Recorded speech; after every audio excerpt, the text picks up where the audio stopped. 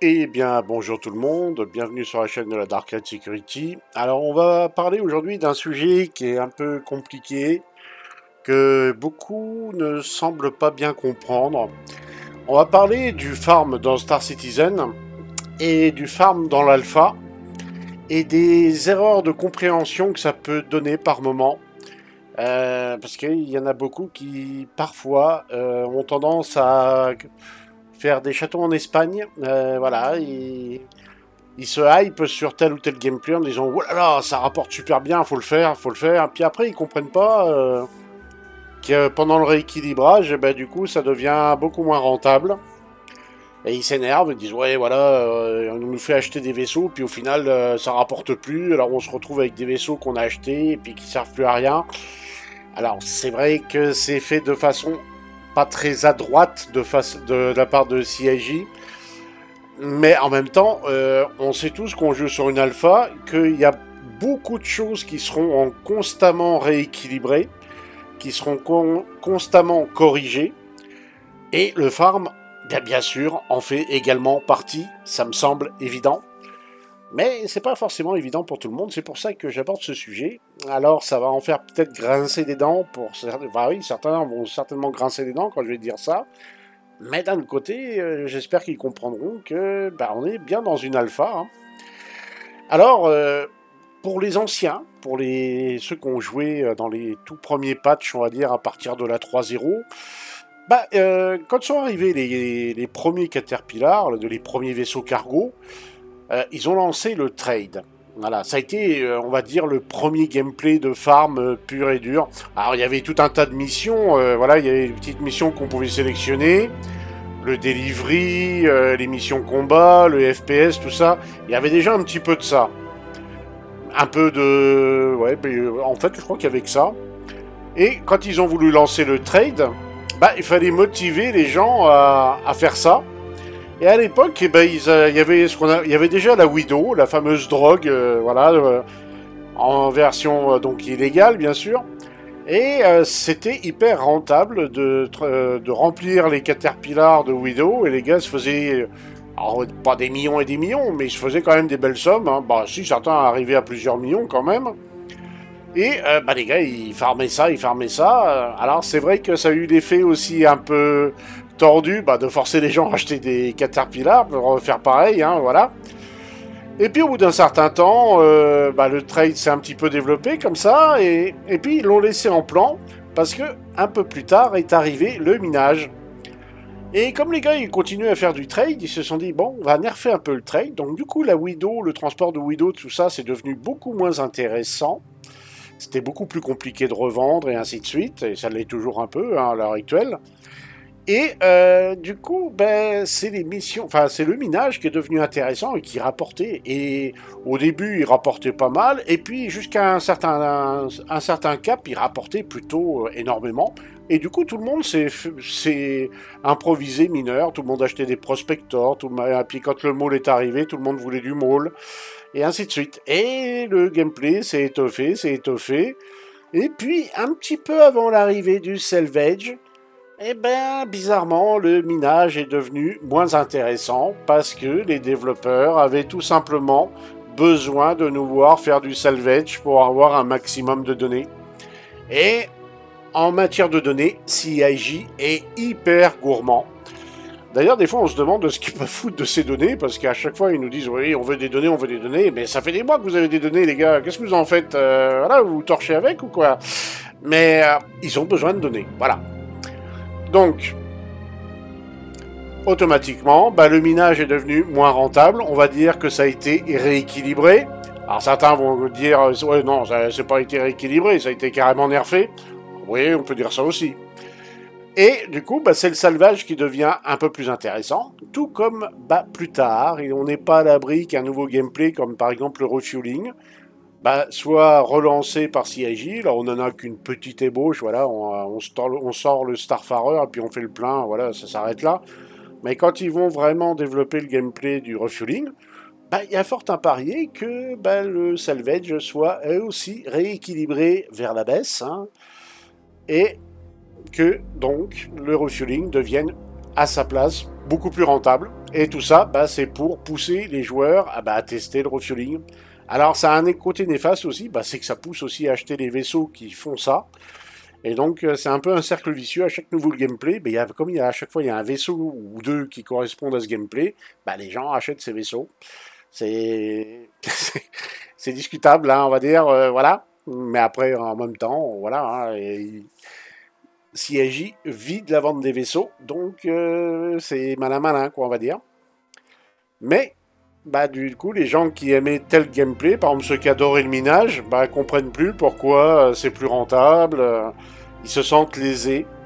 Bah, en même temps, on est dans une alpha, fallait s'attendre à ça, que gagner des millions et des millions, ça ne pouvait pas durer.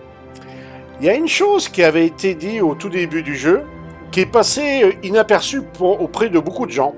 Beaucoup de gens ont zappé cette petite phrase, et c'est pas n'importe qui l'a dit, c'est le grand pacha de chez CIJ, Chris Roberts en personne, qui avait dit, vous savez, à la release, pour farmer un vaisseau, il faudra compter pas loin d'un an. Cette phrase-là, personne l'a... Enfin, certains l'ont entendu, mais ils n'ont pas prêté attention, ils l'ont même carrément oublié. Mais il avait dit, pour un vaisseau, il faudra compter presque un an de farm. Et en plus de ça, il n'a pas précisé quel type de vaisseau. Alors beaucoup s'accordent à dire, bah oui, c'est certainement pour du vaisseau capital, un Idris, un Javelin, un 890, ouais. Mais en fait, on n'en sait rien. Là, en ce moment, on est en alpha, donc on a des AUEC. AUEC. Le A, c'est alpha. C'est la monnaie de l'alpha. Rien ne dit que quand le jeu passera à release, si d'ailleurs un jour il passe release, hein, ça on n'en sait rien non plus, hein, faut bien être clair là-dessus, mais si jamais le jeu passe release, bah les UEC n'auront peut-être pas du tout la même valeur.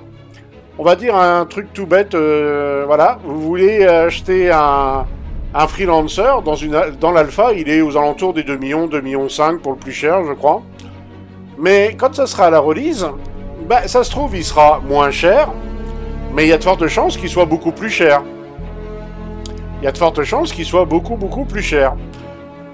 On n'en sait rien au final. Il peut coûter 1 million d'UEC, ou il pourra coûter 100 millions d'UEC. On n'en a aucune idée, parce que là, on est avec des AUEC. La monnaie de l'alpha. Ça, faut bien être conscient de ça aussi, hein. Il y en a beaucoup qui se font avoir à ça. Hein. Ils pensent que la monnaie actuelle, ça sera la monnaie définitive. Ah non. Ah non. Ça va pas du tout être la monnaie définitive. Alors. Ensuite.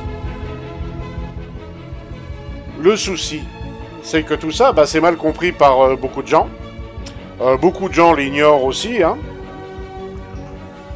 Et donc, bah, à chaque fois qu'il va y avoir un nouveau gameplay, qu'il va y avoir... le gameplay précédent va être rééquilibré, fortement ou légèrement. Par exemple, pour le salvage, vu que ça rapporte pas des 1000 et des 100 non plus, ils vont certainement le nerfer, le diminuer un peu, mais sans que ça soit exubérant. Et au final... Je pense, alors ça c'est une spéculation de ma part, mais je pense qu'en fait, à l'avenir, plus tard, beaucoup plus tard, bah on va dire à la release, la plupart des gameplays de farm rapporteront plus ou moins la même chose au niveau temps et activité. Voilà.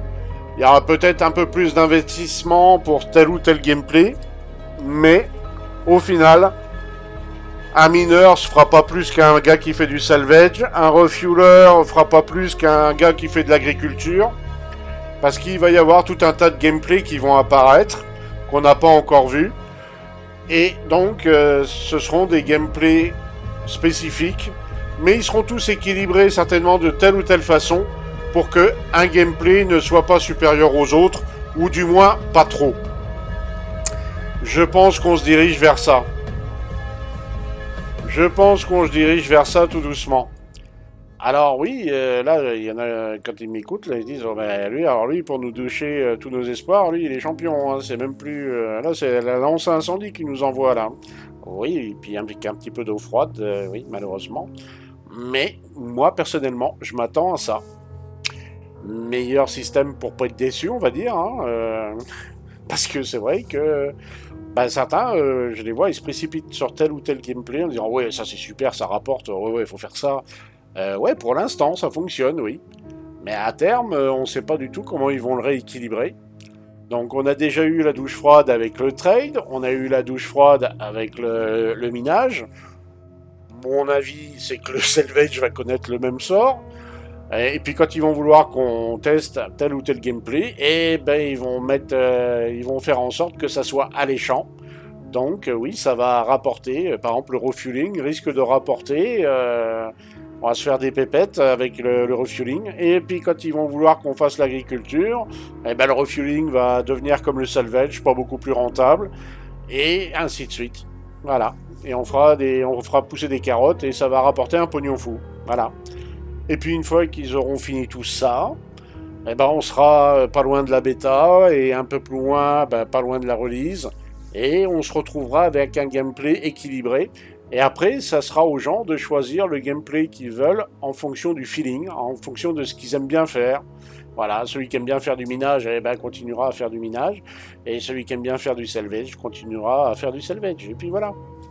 Mais il ne faut pas s'attendre à ce qu'on gagne des 1000 et des cents. Ça sera rééquilibré, ça sera rentable, mais sans plus. Voilà, vous ferez du pognon, mais vous allez transpirer pendant des semaines et des semaines et des semaines pour faire telle ou telle somme. Et ça ne sera pas des millions qui tombent comme ça du ciel, comme à rien. Voilà. Et oui, ça sera beaucoup plus compliqué de farmer à l'avenir. Ça, faut bien en être certain. Ça sera beaucoup plus compliqué de farmer à l'avenir. Alors les très bons farmers s'en sortiront bien sûr, hein, naturellement.